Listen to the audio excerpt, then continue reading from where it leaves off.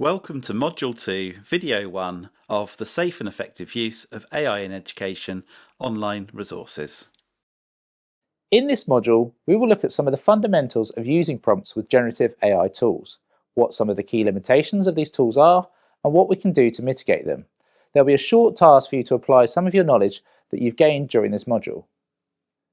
There will also be multiple choice questions that you can test your knowledge and have an opportunity to reflect.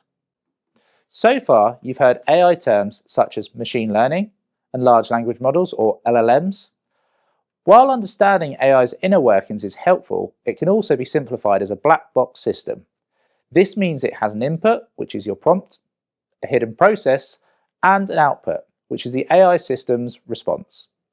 Like other black box systems in science and engineering, we can see the input and the output, but not the process itself.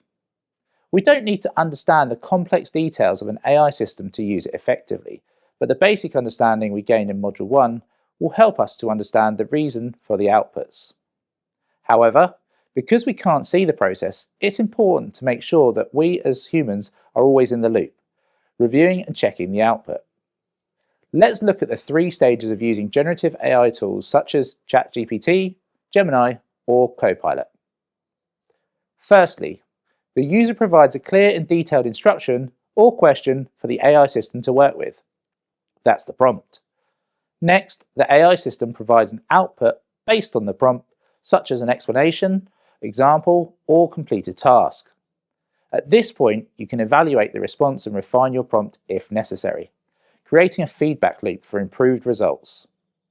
It's important that we check the output from a large language model for the accuracy and bias, and then adapt it to be appropriate for our intended use.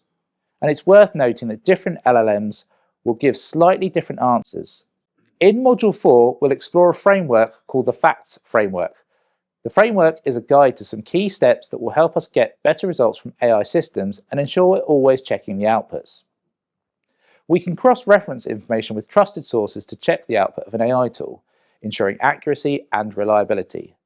This involves verifying content against curriculum plans, subject guides, national curriculum documents, or exam board specifications. Additionally, consulting reputable educational resources and official guidance helps identify its errors, biases, or hallucinations. A hallucination is where AI makes up misleading or inaccurate content. We'll be learning more about this later on in this module.